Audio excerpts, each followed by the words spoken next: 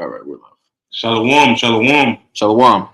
First and foremost, I want to give all praises and honor and glory to Yahweh Bashim Yahushai. Double honors to the elders and the apostles at GMS. Peace and salutations to all the Achamoth in the four corners, teaching the truth of sincerity. This is your brother, the Sharuqua Amath, here with the brother Rock, shalom. of the GMS Dallas camp. If you can see the title, all right, this lesson is going to a little pain is worth a lifetime of glory or a lifetime of immortality. Because we're about to go through a process of separation. How Bashim Yahushua is separating the goats from the lambs. All right, the elect from the 2/3. Okay, and in this trying process, the whole nation, the prophets included, is going to go through intense examination, by Yahweh Shai to prove who you are, and it's going to prove who you are in this flesh, let alone who you are in the spirit. I got something to open up with if you want. Baba Kashab. This is 2 Timothy chapter 1 and 7. I'm gonna read down to verse 10. It says, "For Yahweh Bashim Yahushai hath not given us the spirit of fear, but of power and of love and of a sound mind." And that's to the elect. Yahweh Bashim Yahushai didn't give the elect a spirit of fear, but a sound mind, right? Mm-hmm. All right. And is there more on there? Yeah, I was gonna read down to verse 10. Baba Kashab. It says, "Be not therefore ashamed of the testimony of our Lord, nor of me his prisoner, but be thou partaker of the afflictions of the gospel according to the power of Yahweh Bashim Yahushai." The afflictions, because we have to defend the gospel.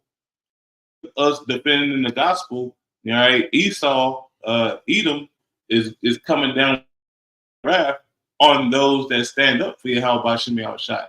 Mm-hmm. All right, that's where it says, "What manner of man are you?" And all with the holy conversation and godliness, loosely paraphrasing. But I'm gonna read this again. It says, "Be not thou therefore ashamed of the testimony of our Lord, nor of me his prisoner, but be thou partaker of the afflictions of the gospel according to the power of the Most High, who have saved us and called us with an holy calling, not according to our works, but according to his own purpose and grace, which was given us before the world began." So it was given to us by faith. Right. Faith is what was given for us to endure in these times. Mm-hmm. That's what the brother's bringing out. The point was in verse 10, if you want me to get to that. This is verse 10. It says, "But is now made manifest by the appearing of our Savior, Yahweh Shai HaMashiach, who hath abolished death and have brought life and immortality to the light through the gospel." So I wanted to bring that out, just tying into the title. Yahweh Shai, basically, he is revealed to us the way unto immortality. And as the brother, beautifully said, the way to immortality is through the straight gate. It's through that moment of pain, all right, that path of difficulty that has been laid before us, But as it says in verse 7, the Lord hasn't given us a spirit of fear, because ultimately you got to look at it too, like, when you take an exam in a class, or you take a certain type of trial, a test, a trial, exam, it's also a entrance opportunity. Yep. And that's to elevate, and ultimately at the end of the day, we want to be a part of the elect. We hope to be joint heirs with Hamashiach, but I just want to get that real quick. Because in this moment of pain, this whole time was Esau's playground. Okay. Mm-hmm. So our moment of pain has been since Yahweh Shemel Shai went up into the clouds up until to this day. All right, and this is the ending of our moment, you know, and it comes with a test at the very end, you know, because the MOTB that's a part of this whole, you know, trial.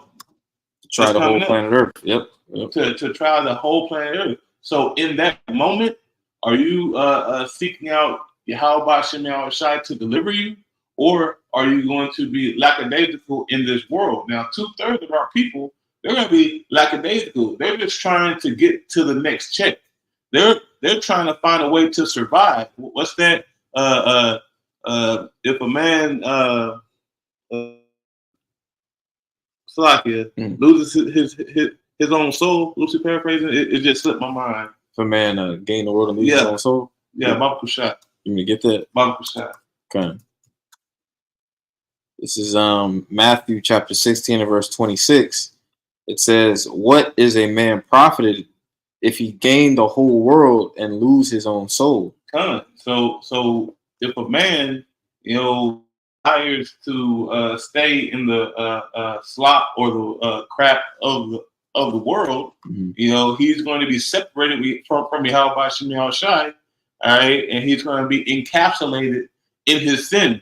Yep. Because like even these that seem to have some type of success in the world, these celebrities that niggas idolize, right? These influencers, TikTok warriors, right? In order for them to get into those positions, they have to basically bow the knee to Baal. They have to forsake basically their own soul. You know, as the Lord said, you know, represents, you know, that soul. When it's talking about that soul right there, it's not, you know, literally like their soul is just zapped from them and, you know, fucking fades into the trans. You know what I mean? Nah, they lose the will to do the right thing, to do as Yahweh Shem Shai pleases. You know, because here in this truth, we desire to please Yahweh Shem Shai as best as we can. All right. Yep. Because we can never go far enough. Baba Kushai, could you pull that Sirach 34 and 30? Just so I can't misquote it. Sirach chapter 34. No, 43 and 30. Okay. Salakia. You good? I said that wrong. Sirach 43 and verse 20? 30. Salakia. Sirach 43 and 30, it says, "When you glorify Yahweh Shem Shai, exalt him as much as you can, for even yet will he far exceed. And when ye exalt him, put forth all your strength and be not weary, for ye can never go far enough." So we are trying to glory in Yahweh Shem Shai here on this side, so we can be, you know, exalted in a high state under Yahweh Shem Shai, King David, and the 12.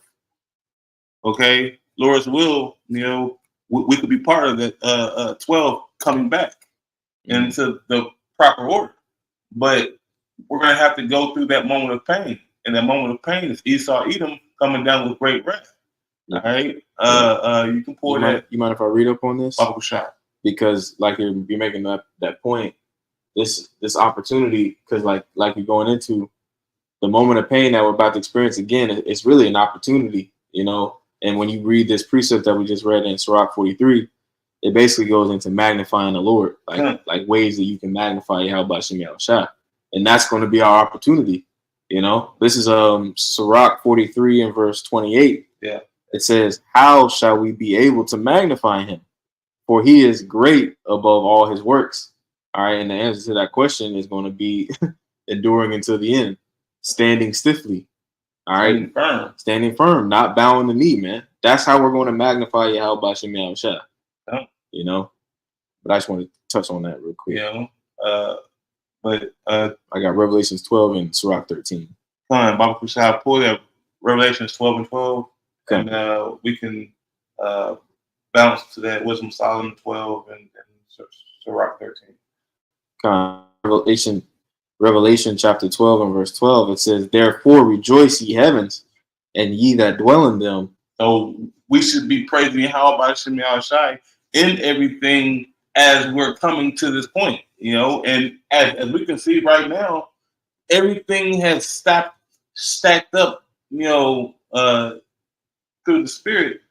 The least of the flock shall draw them out. Israel and Iran butting heads again. They're you can see it in the spirit how everything was going one after another like a domino effect. And then the MOTB is going to get thrown in there whenever all these civil wars happen over here, because they're happening in every part of the world, like the elder Ariala brought out in his lesson. How Bangladesh, UK, there's so many tumults popping off. Esau can't put out all those fires at once unless he makes a bigger fire to counterburn. If I'm saying that properly, but Salakia. Revelation 12 and 12, it says, "Therefore rejoice, ye heavens, and ye that dwell in them. Woe to the inhabitants of the earth and of the sea, for the devil is come down unto you, having great wrath, because he knoweth that he hath but a short time." Because in that it says, "Woe to the inhabitants of the earth." All right, to those that are in charge. Okay, because that means that your time has ended. And Esau Edom is the one that's in charge, that's ruling over all of the nations, but chiefly the nation of Israel that's on the bottom, that's not told who they are really. Okay, Bible show you got anything? Yeah, I got something to back you up, right? Because the scriptures talk about the gates of the nobles. Yeah, come.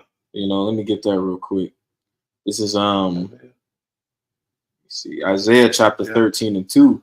It says, "Lift ye up a banner upon the high mountain, exalt the voice unto them, shake the hand, that they may go into the gates of the nobles." Because Yahweh Shemi Shai has set his prophets out to shake the hand of Esau Edom, to tell him his wrong and tell him that he's going down. Just like the writing on the wall for Babylon, that Mene Tekel Upharsin, your kingdom has been weighed in the balance and is found wanting.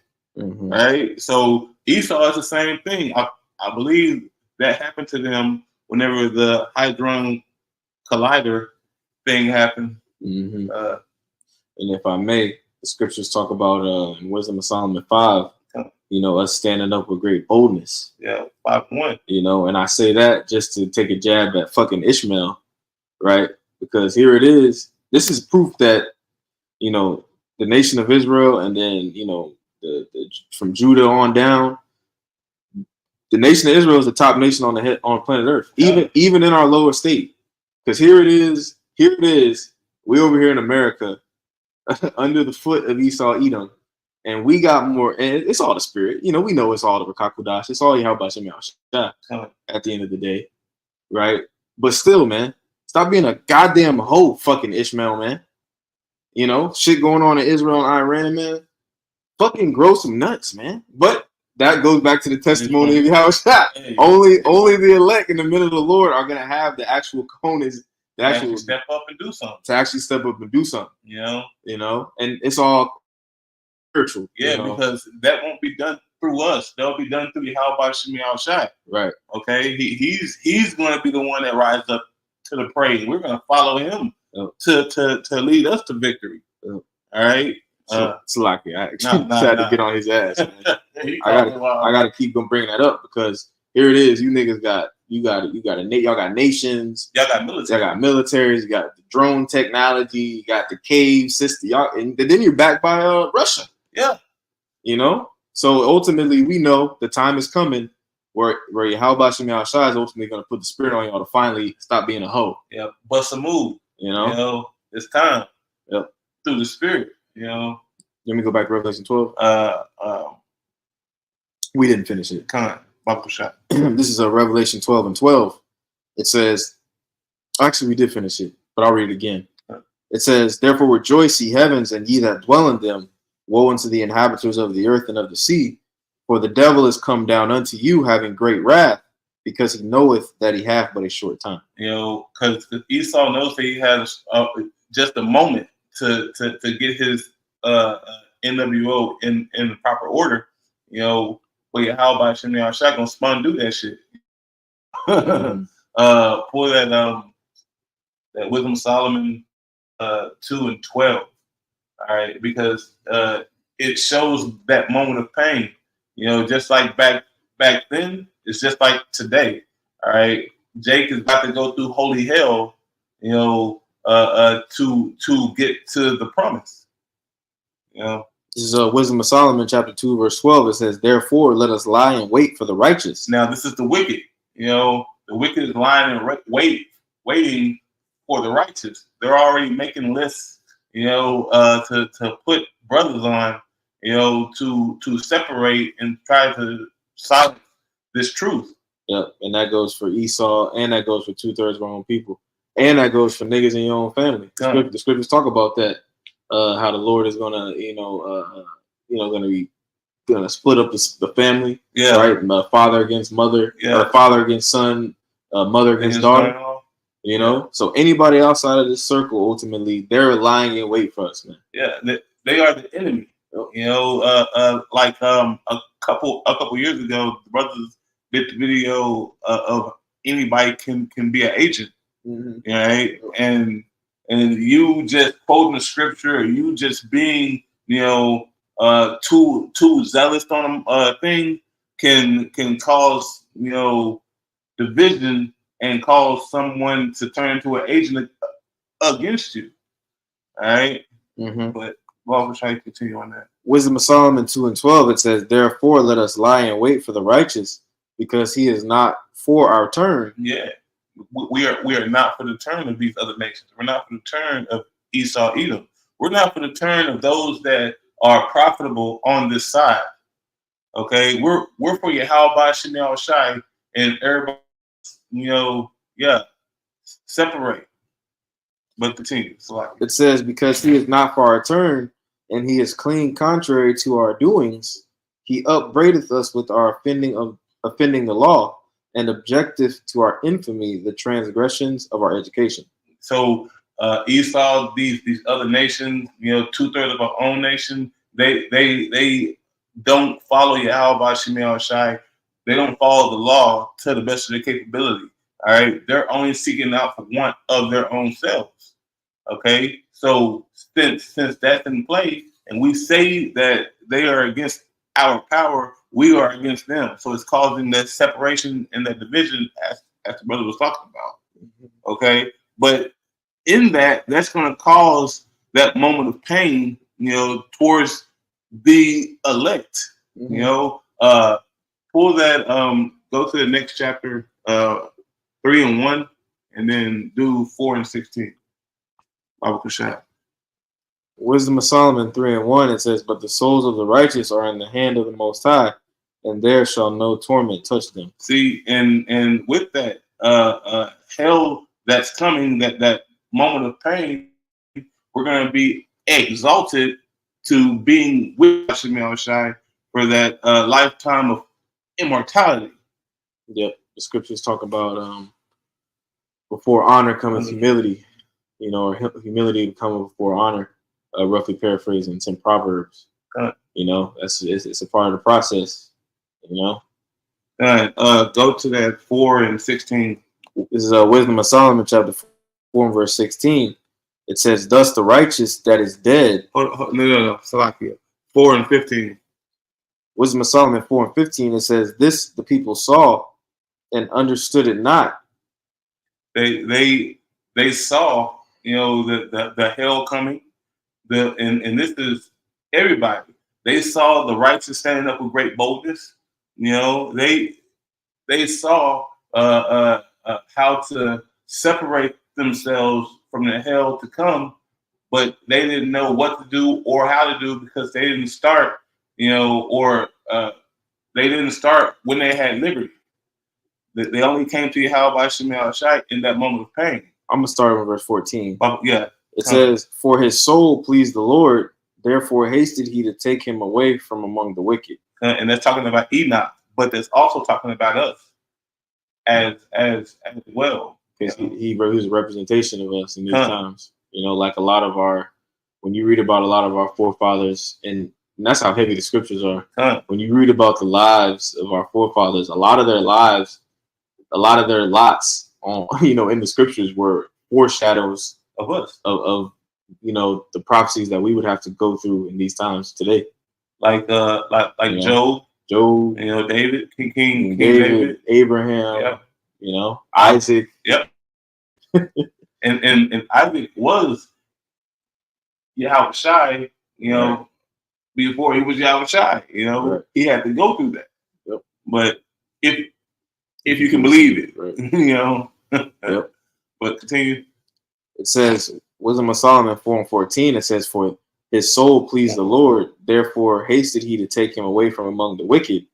This the people saw and understood it not, neither laid they up this in their minds, that grace and mercy is with his saints, and that he hath respect unto his chosen." So Yahweh Shai Shai is always going to, sup with him, sup with the elect.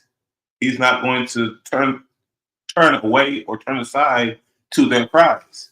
All right. But you 2/3, you other nations, all right, the Most High is not going to assist you in your moment of need, especially in that time of great pain and travail. Mm-hmm. But I'm gonna jump down to verse 19 on this. Talking about the the wicked, anybody outside the circle. It says, "For he shall rend them and cast them down headlong, that they shall be speechless, and he shall shake them from the foundation, and they shall be utterly laid waste, and be in sorrow, and their memorial shall perish." So Yahweh Shai is going to separate, and for those that choose not to follow him, just like it says in that Luke chapter 19, verse 27, if they wish that I do not reign over them, bring them hither and slay them before me. It's going into the same thing. Yeah, that precept was basically 5 different ways of the Lord saying how he gonna fuck you up, bro. All right, and that's a fearful thing. Yep. But we have to go through that moment of pain, in this world to have Yahweh Shai completely on our side, because he has faith in us. Yep. To Yep. And I was gonna say, because we are in such a privileged position compared to these people in the world. Man, I see it every day. Like, even though we know we got to go through the straight gate, yes, but man, like, we have the comforter, man. We have the truth. We have the comforter.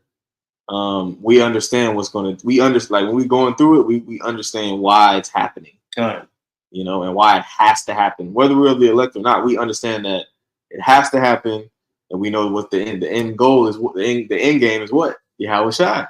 Yahweh Shai. Cracking them clouds. Hey, immortality coming unto us, and shining bright. All right.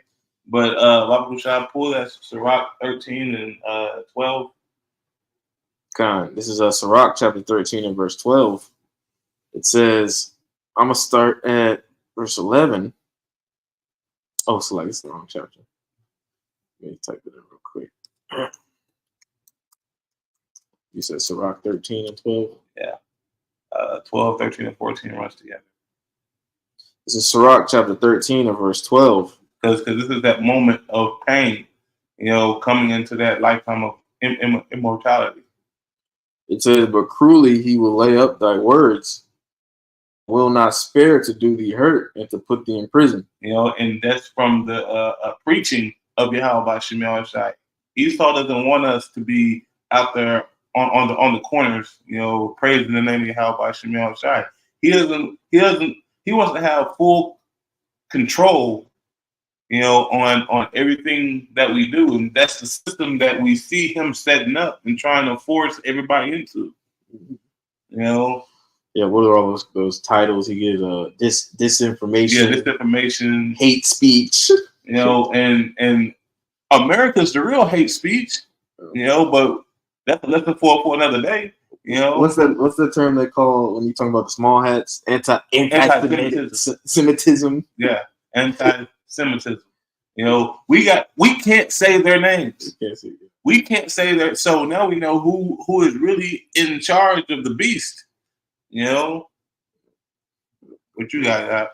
This is verse 12, Sirach 13 and 12. It says, "But cruelly he will lay up thy word, and will not spare to do thee hurt and to put thee in prison." You know, because he's going to put us in prison.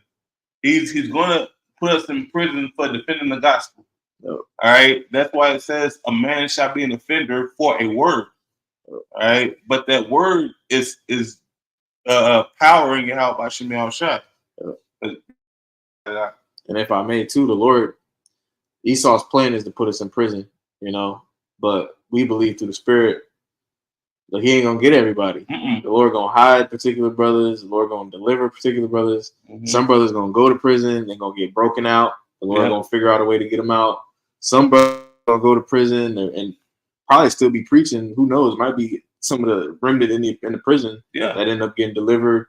You know what I mean? And some brothers may have to be martyrs, but ultimately you're gonna be resurrected. Yeah, and you're gonna reign with Yahweh Shai. And you'll be the first ones to get resurrected. All right, so hey, we have to endure to the end, you know, to get that reward of glory and immortality. How about Shemel Shai? So, like, I just want to add that. This is verse 13. It says, "Observe and take good heed, for thou walkest in peril of thy overthrowing." See, we have to watch out for these things because Esau, Edom, you know, he's coming for blood. All right, he wants to rend us like he wants to remove the name of Yahweh Shemel Shai off the earth completely this time. And the only way that he can do that is if he go after his delicate ones. All right. Which is the men of Yahweh Shemel Shai out here prophesying day in and day out, you know, doing videos and lessons, you know, just to let the populace know who our power is. You know, continue.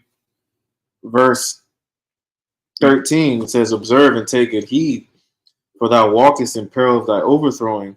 When thou hearest these things, awake in thy sleep." So whenever you hear, you know, a man by Shemel Shai, you know, pushing the scriptures, you know, and opening up, you know, you to the marvelous light that Yahweh Shemel Shai is waking, it is showing us daily. All right, this isn't a one-time thing. Yahweh Shemel Shai is going to sup with you if you sup with him. All right, have a banquet, especially over these precepts. Okay, and these precepts are going to keep you strong in that day of that moment of pain. Okay, well, we're in the day. Wisdom and knowledge shall be the stability of that time. In strength of salvation. In strength of salvation. I'm gonna pull that real quick. Shot. I want to get that word strength real quick. Yeah, because the strength of our salvation is the right arm of Yahweh Shemel Shai. That's Yahweh Shai at the end of the day. You got it. This is Isaiah 33. Isaiah 33 and 6. It says, "And wisdom and knowledge shall be the stability of thy times, and strength of salvation. The fear of the Lord is his treasure." You know, the fear of Yahweh Shemel Shai. You know, the reverence. You know, you have to know who he is. But you got it. You gonna pull that word? Yeah, that word is Hassan. It says riches, treasure, wealth.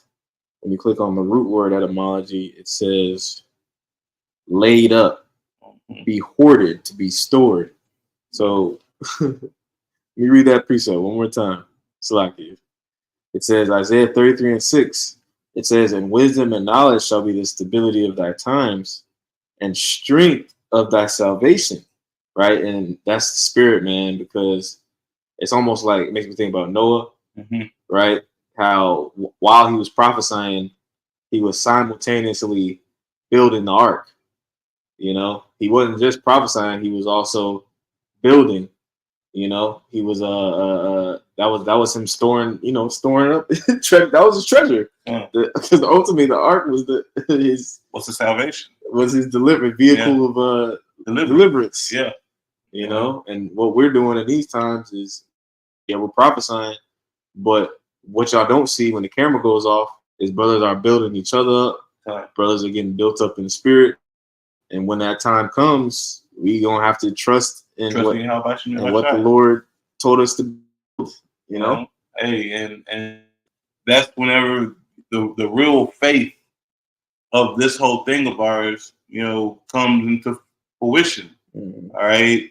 And so a little pain on this side, lifetime of immortality.